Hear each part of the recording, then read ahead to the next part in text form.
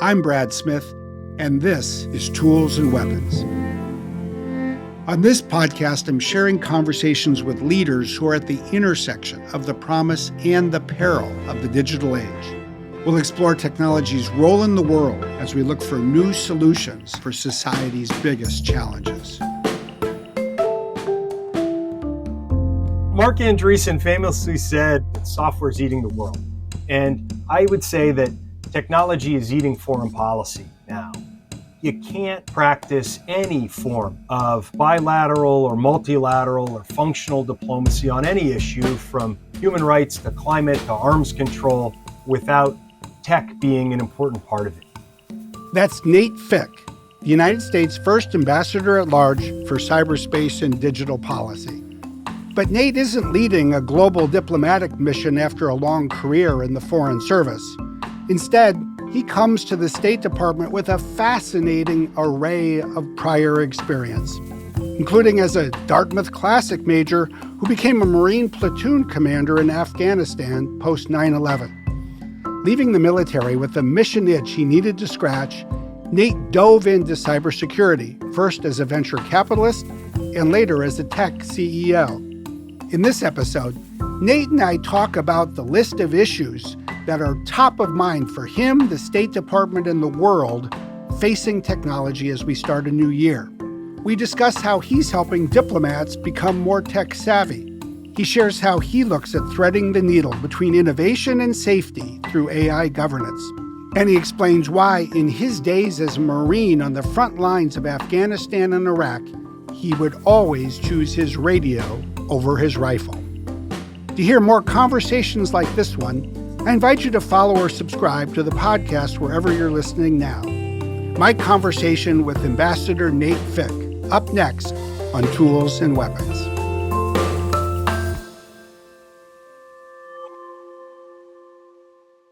Ambassador Fick, Nate, thank you for joining me today.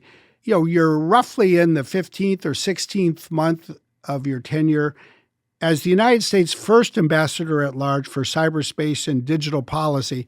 Not a small remit, but it's a new year. It's 2024. What are you looking ahead to? What are you and your team thinking on behalf of the United States as the biggest goals that you need to advance in the next 12 months? Sure, Brad. First of all, thanks for having me. I'm a fan of Tools and Weapons. It's fun to be on the podcast. I'm about 15 or 16 months into the job. And as you say, it's a new year. I can find my way to the cafeteria at the State Department on my own. So, we've built the team. We have a basic agenda kind of accomplished and underway. And if I look ahead to the year before us, I think there are 3 or 4 things that we're going to be focused on. One of them, of course, is AI governance. I think we got a strong start in 2023 with the voluntary commitments and the work at the G7 and the UN and the executive order. But that's obviously a whole technology area that's unfolding so rapidly. And it really is incumbent upon democracies to prove that they can work with companies and developers to put some sort of governance framework around this technology that makes sense. So that's one big line of effort. I think a second one is really ensuring that the United States remains engaged in the multilateral fora that matter most for technology norm setting, principle development, that we really come to the table substantively, concretely in all of these fora. And then third, we have to build capacity in our own organization. That's really been one of my real priorities in the year gone by, is trying to build a cadre of more tech fluent and tech savvy diplomats and making sure we push that capability out to the edge, that we have it in our embassies and missions around the world. Let's take the first 2 of those to start with, the AI governance and multilateral fora, because I think in part AI governance is being advanced through these various multilateral discussions. I know in your position, you travel the world. You were in New York in September for the UN General Assembly meeting. You were at the AI Safety Summit. We crossed paths in the UK in November, the first real multilateral effort to bring, I think it was 28 governments together to put a stake in the ground around AI safety and AI governance. I think people are starting the new year sort of wondering how this will come together. From a U.S. government perspective, what are you most hoping to see come out of these kinds of conversations? Yeah. Look, we're all prisoners to some extent of our own experience, right? It's part of the human condition. And my last formative dozen years or so was building and leading a software business. I have a lot of conviction in the power of the US innovation economy. And so I think, and we think, and you see that in the way that the US government started with voluntary commitments, we believe we need to ensure that our innovative advantage, preserving, stewarding, safeguarding, encouraging our innovation advantage remains our North Star. Yes, guardrails are important. Yes, risk mitigation is important. But the most essential thing is ensuring that we can continue to enjoy the benefits of the innovation economy that has been built over a period of many decades in the United States. And also, as a corollary, encouraging that kind of innovative ecosystem in our like-minded democratic allies and partners. As you engage with those like-minded democratic allies and partners, and they're focused on safety, they're focused on innovation, what are you hearing most from them? Is it similar to what the U.S. is speaking for? Are there differences? How do you think about how you synthesize similarities and differences in this space? Yeah, I think, look, I've been, like you, I've probably been to 36 countries in the year gone by and have had the benefit of firsthand conversations with digital ministers and innovation ministers and ambassadors and heads of state and all of them.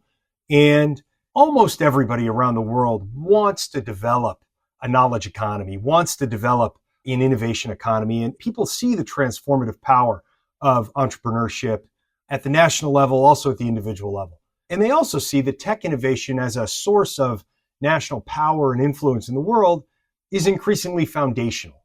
That a lot of the traditional measures of strength that we talk about, things like GDP or military capacity, they're increasingly downstream of a nation or society, a coalition's ability to innovate in these core technology areas. So people are hungry for this tech. They're hungry for the good that it can do addressing global problems, but they are also, for good reason, concerned about the risks, concerned about the negative ramifications. And they often reflect back to us that the US policies in previous generations of technology have not always been the sorts of policies that even our close allies and partners agree with. So I think the subtext in what we're doing in AI is trying to telegraph that while we intend to keep innovation as the North Star, we're also not going to take quite the laissez-faire approach that we took in some earlier periods in history. Yeah, I see that all the time. In fact, if there's one thing I encounter repeatedly, it's government officials around the world, including in Washington, D.C., who say, we're not going to repeat the mistakes that we believe we made with social media, namely doing nothing while the technology raced ahead and had consequences that were both good and bad. And we're certainly not going to let the tech sector do in the 2020s what some companies said they wanted to do a decade ago, namely move fast and break things. They want, especially with technology that's so consequential, to build the guardrails that in effect ensure the innovation car remains on the road. And I think that's probably something that you hear a lot very specifically about as well, if I had to guess. Absolutely. And look, like so many things in life, right, the right path is somewhere between the poles. You've got the total techno-libertarian utopian pole that is not going to be a galvanizing rallying cry if we're going to build a real coalition here. But at the same time, you've got plenty of parts of the world that have taken, the sort of regulatory approach that is basically guaranteed that their GDP growth is going to be, not especially impressive compared to the United States. So we need to thread a needle here. And I mean, these conversations are intrinsically multi-stakeholder. They are recognizing that governments can't do it alone. At the same time, companies can't do it alone. Civil society organizations need to be part of the discussion. So I think that has been generally the framework that we've adopted, and I think we're going to continue that in 2024.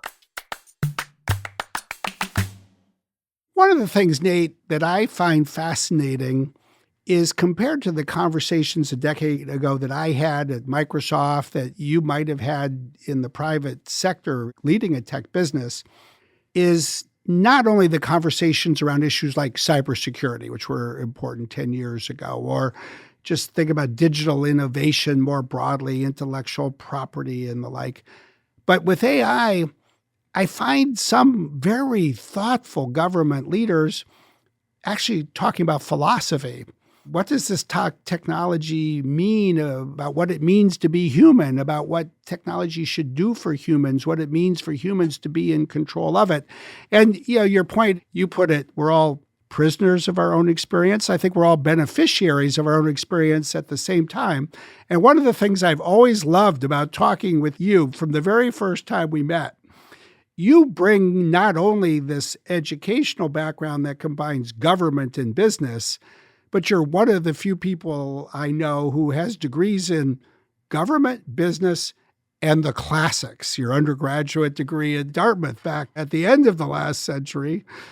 Do you find there are days when you put that background to use as well in your current role?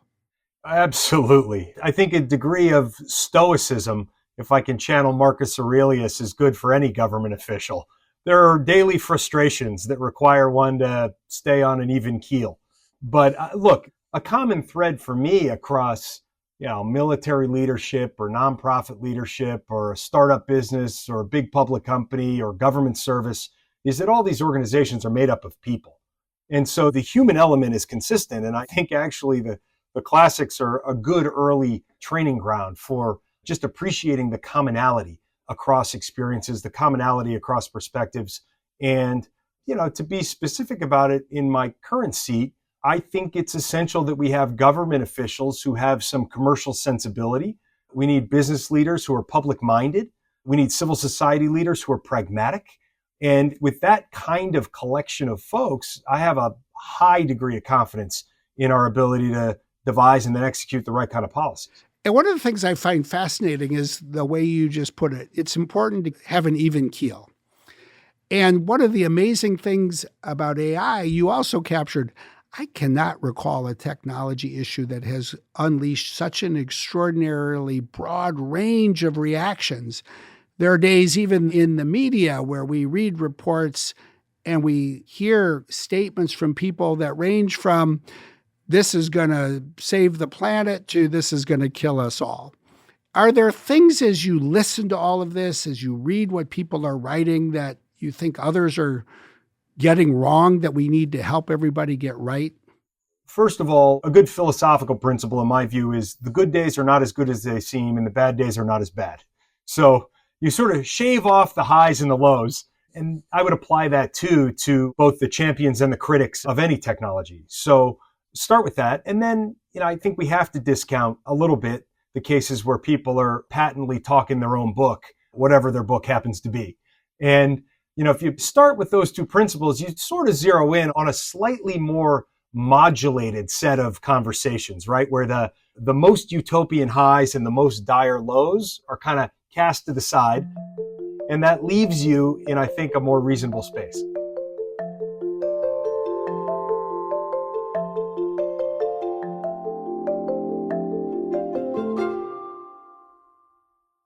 What I also think is interesting and worth touching upon in this conversation is your own personal experience over time. When you think about the modulating between highs and lows, you graduated from Dartmouth, you joined the American military, and as you said, it was a peacetime military. You were stationed, as I recall, in Australia, and you were in a bar drinking a beer in the evening in Australia when it was morning in New York on September 11th, 2001. The world changed. I think by the next day, you were on a plane. Tell us where that took you and what that experience was like. One of the things I found in college, Brad, was that I think this is true at a lot of American universities. There's a huge funneling effect where kids come in with a million interests and they leave on very few paths by and large. And I wasn't interested in that point in investment banking or management consulting or going to med school or, one of the more well-worn paths. And so that's how I ended up as a Marine Corps infantry officer in the late 90s. And yes, I was training an Australian Army unit to do peacekeeping operations in East Timor on 9/11. And before the sun came up the next morning, we were on our way to the North Arabian Sea. And then I had really what turned out to be the great privilege of leading one of the first American units in Afghanistan and in Pakistan after 9/11. And I think we who were wearing the uniform and were forward deployed at that point had all the same feelings that most people had, the anger, the fear, the uncertainty, but we felt like the privileged few who were in a position to do something about it. And so I, in my early 20s, had that privilege of leading young Americans in Afghanistan right after 9/11. We served again in Iraq about a year later. And it really was kind of probably the defining experience of my life was that experience of leading young Marines in combat in the first half of my 20s. You started your career with the U.S. government as part of the Department of Defense. You're currently spending this chapter of your career with the U.S. government in the Department of State. Are there things that you learned from that military tour of duty that have contributed to how you think about the role of diplomacy? Without a doubt. And I've had the opportunity to go back into government at different points in my career. This was not only the right moment, but the right role. And for me, I'm incredibly proud to be at the Department of State. I think that in my 20s, I lived some of the consequences of failures of diplomacy. And I don't mean at the level of the working diplomat, but really at the policy level. And I just emerged from that. Look, I was one of the lucky ones who walked away physically and more or less psychologically intact. Many of my friends and comrades did not. And I just have a visceral belief, a conviction that diplomacy is and must be the nation's tool of first resort. It is how we should engage with the world, first and foremost. And there's a very real role for military power, but diplomacy comes first. And in the Marines, we used to talk about the last 100 yards. And you feel in combat like you're at the tip of the spear sometimes, where you have this huge institution behind you, trillions of dollars and millions of people and all this equipment. But it all comes down, to a few, in my case, guys with guns on a bridge in the middle of the night someplace. And in diplomacy, Secretary Blinken talks about an analog, which I love, and he calls it the last 3 feet. And it's the same idea. You have the history, the power, the infrastructure of the US government, but it all narrows to a point, and it's a person generally shaking a hand across a table with another person in the last 3 feet. And so there's a real analog there. Another just quick aside, I was asked once about my time in Afghanistan what the most valuable tools we had were. And I think in the course of the conversation, I said that, if I were forced to give up my rifle or give up my radio, I'd give up the rifle and keep the radio, because that communications link to the outside world was really how I brought most of our firepower and capability to bear. And I think that kind of experience does leave you with a really kind of a sense in your gut of the importance of communications.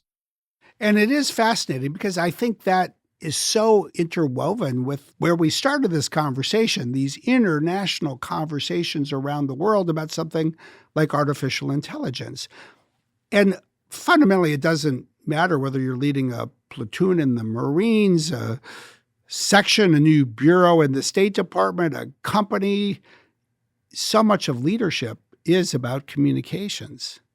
I had a board chair who used to tell me that CEO, well, he would tell me in my case, CEO stood for current executive officer.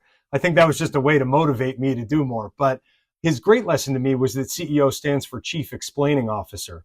And I do think that's right. I think it's incumbent on leaders in every organization to communicate. Human organizations are most effective when you have shared context, when people need to understand collectively what we're trying to do. And people learn and absorb that message in different ways. Some people hear it. Some people need to see it. So something that I try to do is repeat the main themes, say them, follow up in writing, and really try to put an emphasis on building shared context. We had a concept in the Marines called commander's intent, which basically boiled down to you should tell people what to do, don't tell them how to do it, right? So communicate a sense of what we're trying to accomplish. And then if you have the right people, their creativity and ingenuity is probably going to find a far better path to accomplish that objective than you would see on your own. The other thing that I think this connects to is something, as you and I have talked in the past, or just having read about your experiences and how you memorialize them, is you are somebody who not just explains what you think, you base your conclusions on what you observe and what you listen to as well. How did you develop that, including as a young Marine officer?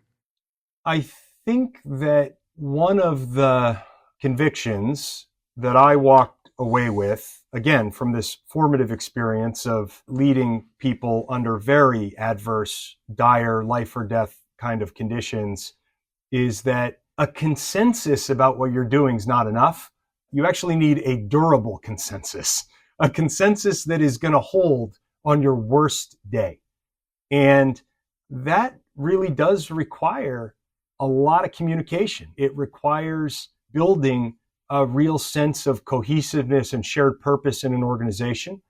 I'm a big fan of the book Drive, Daniel Pink's book, and he distills a lot of social science research into these three things that people want in a workplace or in a role, in an experience. Generally, people want mastery or the opportunity to develop mastery. They want some degree of autonomy, right? The ability to not have their boss mucking around in every decision they make. And they want a sense of purpose. And, I actually think those principles apply in diplomacy. They apply in how we interact with partners around the world. They apply to how we interact with, companies or civil society organizations. Again, back to the point that, the one thing that the US government, the European Union, Microsoft, and Access Now all have in common is we're all made up of people. And so I think that playing to some of those commonalities of human experience is an important thing in these jobs where you have to cut across and build consensus among very diverse groups. One of the just fascinating things, Nate, I think about your career is there is this roughly 20-year interval where you went from being a young Marine to being a senior diplomat. But in between, about halfway in between, you also had another role that is not typically in that career trajectory. It was called being a CEO of a tech company, the cybersecurity software company Endgame. Let's start with, how did you get from a Marine in Afghanistan to a software company CEO? Well, I think the generalizable point here, Brad, is that careers only make sense in hindsight, right? And as you're looking, things may seem like they build naturally looking backwards, but I think for most of us, as we're going forward through our lives, we feel a little bit like we're grasping in the dark. So it definitely felt that way for me. I left the Marines after a couple of combat tours because I was going to get rotated into a desk job for my next assignment, and that's not why I joined the Marines. So, I felt like my generation of Marines, by just timing and circumstance, had more operational experience than anybody before us since Vietnam. And so if I had 10 lives to live, I would spend one as a career Marine officer. But given that I had one, I wanted to go do something else. I liked building and leading teams in the military. I wanted to find a way to keep doing that in the rest of my life. And I went to business school. And, frankly, I did it in a way to tread water and decompress and figure out which direction was up after a tumultuous few years in the Marines. And while I was there, I met some good friends, many of whom had come out of the venture capital world and were going back to venture. And my building and leading teams experience in the Marines, I felt like, might be something I could bring to that world. So Bessemer Venture Partners is a firm based in California that was interested in building a security tech roadmap and making some investments in technologies and companies that may have some national security applications. I liked cybersecurity because it still scratched that mission itch that I had in the Marines. And so I ended up as an operating partner at Bessemer. And I knew very little about technology businesses, but I knew a lot about building and leading teams. And Bessemer had a company that had a good product and product market fit, but didn't have the leadership team in place to scale to the next level. So I got parachuted in, and what was supposed to be a 2 or 3 year exercise kind of turned into a 10-year labor of love. Are there any lasting lessons from that labor of love? The company was Endgame. I know it was eventually acquired in 2019 by Elastic NV, where you stayed for the next 2 or 3 years to lead their information security business globally. What have you taken away from, call it, that decade of work that you find most applicable to the work you're doing today? My first desk at Endgame was an old door on two sawhorses. So it was a real startup experience and a bit of a turnaround. We sort of had to restart the business. We sunset the initial product. We had to build some new products, opened offices, closed offices, raised repeated rounds of capital. We bought some businesses. We divested a business. We sold our services business to Accenture in 2016. And then ultimately, as you said, we sold the software products business and it became Elastic Security, which then I led for several years and loved every minute of it. I think that I really developed a visceral appreciation for the fact that so many of these critical technologies that we all depend upon are and will continue to be built by companies. And this isn't the 1960s where government R&D is funding, massive innovation that's having trickle-down benefits in the private economy. It's quite the reverse. The engine of U.S. capitalism, of global capitalism, the engine of our innovation economy, the bulk of the talent, also the attack surface we care most about protecting, these things are in the private sector. And so if we're going to maximize the full potential of these technologies, we need to do the things that I think you've spent a large portion of, your recent career doing, which is ensuring that we can find ways for companies and governments to work constructively together here. We need it. I was leading Endgame through the Snowden revelations, through the war in Iraq, part of the war in Iraq. I mean, some very divisive times that highlighted the differences between Washington and Silicon Valley, between the government and the technology world, all of the encryption debates. I was leading a security company through all of that and walked away really believing that we had to do better.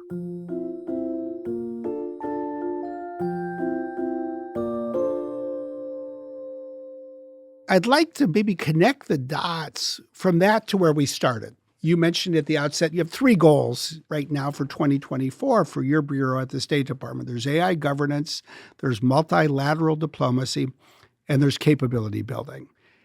When I think about your career, you've spent so much time quite successfully developing capabilities for you and the teams you have led. Now you're doing something literally on a global scale for the State Department. Tell us about the capabilities you're seeking to bring to the U.S. government when it comes to cyberspace and digital policy. So, Brett, I'm a political appointee. Whether I do this for 2 years or 4 years or 6 years, whatever it is, people in roles like mine are inherently and by design short-termers. And so I think that the most important thing that I and we as the founding team of this new organization at State can do, the most essential thing is to institutionalize it, to build capacity in the State Department to ensure that we have a cadre of diplomats in the United States for the next generation who will become kind of self-propagating and will ensure that we have real expertise on these topics, not only in Washington, but out where the work happens at all of our missions around the world. So that's fundamentally what we're focused on. We designed a new training course at the Foreign Service Institute, which is the school in Arlington, Virginia, where American diplomats get trained. And we've offered our course 4 times this year, and we'll offer it 4 times in the year ahead. And that will get us basically to our objective of having a trained person in every mission around the world. We've done a bunch of other things too. I'll give you just a couple of examples. We set up an award to recognize excellent achievement in tech diplomacy. And it's open to every member of the civil service at State, every member of our foreign service, and all of our locally employed staff at embassies around the world. The people who are nationals of the country where the embassy is located, who are so important to our mission. Anybody can be nominated, and it comes with a meaningful cash award and a handshake with the secretary and real recognition. So, really trying to attract people to this mission. And the last point that I would mention here, I said in my Senate confirmation hearing that I could imagine a world where every credible candidate to be a chief of mission, that is an ambassador out in the world representing the United States, every credible candidate for those jobs has a demonstrated knowledge of and belief in the importance of these technologies. And that language has been already now inserted into the selection criteria for American ambassadors globally. So it's a lot of small things, but in the aggregate, my conviction and our hope is that it adds up to enduring institutionalization. And when you're thinking about, especially sort of the first few rounds of these award winners, what are the attributes that you most want to recognize? I'll give you a concrete example. I chair the selection committee, and we just selected and announced our initial winner of the Keith Kroc Technology Diplomacy Award. Keith, you may know, was CEO and chairman at DocuSign and a former undersecretary of state. And we selected a terrific Foreign Service officer who was serving at our embassy in Tirana, Albania, when Albania was hit with quite a sophisticated cyber attack attributed to Iran. And this young officer, through the incisiveness and the speed and the precision of his reporting back to Washington, really almost single-handedly accelerated our response. He, hand in hand with the serving ambassador there at the time, set the table for the U.S. to respond in a comprehensive way to a NATO ally who was under attack. And that work helped us demonstrate the importance of the NATO alliance. It helped us reinforce global norms about state behavior in cyberspace. And we're thrilled that we were able to recognize him for it. Well, that is a great example. I know it well myself because just by coincidence, and I was recently sitting next to the Prime Minister of Albania at a meeting in Paris where he turned to me and remarked about the role that the U.S. government had played and the role that coincidentally Microsoft had played in sending people over to be in the front line, the trenches together, as he put it. I think, as he said, he expected people to help during the day and sort of go back to their homes if one was a diplomat for the United States, or their hotel if they were a Microsoft employee when the evening arrived. And instead, he found that people were in the trenches together with the people for the government of Albania restoring the internet for its population. Well, on that point, I remember landing in Tirana shortly after the attacks. And one of the first conversations I had in the hotel lobby was with a member of the Microsoft incident response team that was there. And he and I went over in the corner and sat down, and he gave me a good laydown of the situation. And so we were able from day one to present really a unified position with the Albanian government. And it's a shining example of what good partnership looks like. So if you take that experience and then that award and the attributes that you obviously recognized in that award, which I can see included agility, decisiveness, creativity, how, if at all, can you connect those back to what you're offering for the fortunate folks who are in your training courses in Arlington? What are you exposing them to? What are you asking them to develop in terms of their capabilities? Yeah, it's a very interesting question. And I make a point of speaking to every class. And one of the points that I lead with is that we're not trying to turn them into software engineers or data scientists. We want them because they are diplomats. And we need them to channel their diplomatic experience and their diplomatic skill to these issues. So really, the overarching point here is cultural change inside the organization. It cannot be okay as a senior leader anywhere in the world right now to throw up your hands and say, I don't really understand this tech stuff. My granddaughter works with me on my iPad, right? That's not okay. Nobody in the State Department throws up their hands and says, I don't understand this China stuff. So we can't say, I don't understand this tech stuff. We need to make it accessible. It's incumbent upon us to make these topics, to make cybersecurity and digital policy and emerging tech accessible, and to reassure people who are in our course that we're not trying to turn them into engineers. We want them as diplomats. And after kind of level setting that way, then we go through the fundamentals. In these core technology areas, we go through the body of international law that's relevant and the human rights principles that undergird so much of what we do. And then we talk about real world examples, and we make sure they get exposure to companies and to civil society organizations over the duration of the course. I know there are people who are listening who are diplomats, who work in the U.S. or other governments, but I also know there are people who work in business, who work in civil society, who aren't working for a government, but are working with people in government on precisely these issues. Any last words of advice for all of the people who, for the moment, are attending the Nate Fick School of Cyber Diplomacy? Well, Mark Andreessen famously said that software is eating the world. And I would say that technology is eating foreign policy now. You can't practice any form of bilateral or multilateral or functional diplomacy on any issue, from human rights to climate to arms control, without tech being an important part of it. And so, to restate something I think I alluded to earlier, we need public-minded executives and we need government officials with some commercial sensibility. And I guess I would close just with a call to service that whether it's the US government or another government, I would encourage people over the course of their careers to make a little bit of time to give back and spend on these things, because I think it's determinative in terms of what the next century is going to look like.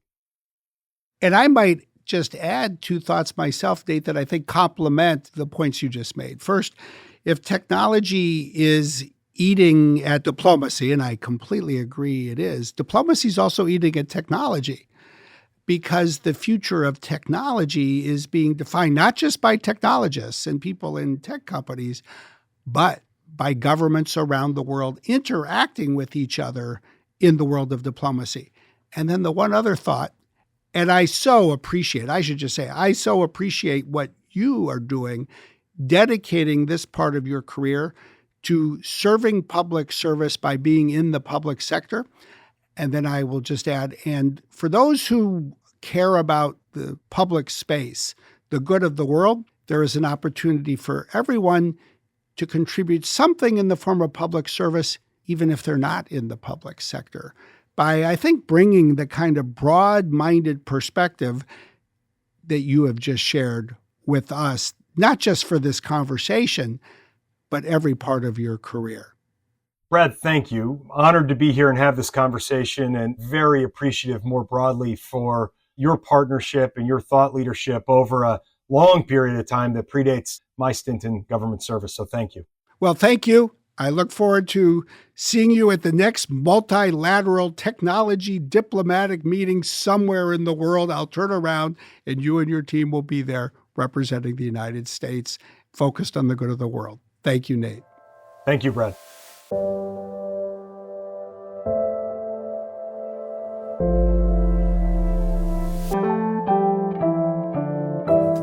You've been listening to Tools and Weapons with me, Brad Smith. If you enjoyed today's show, please follow us wherever you like to listen. Our executive producers are Carol Ann Brown and Aaron Teesey. This episode of Tools and Weapons was produced by Karina Hernandez and Jordan Rothlein. This podcast is edited and mixed by Jenny Cataldo, with production support by Sam Kirkpatrick at Run Studios. Original music by Angular Wave Research. Tools and Weapons is a production of Microsoft, made in partnership with Listen.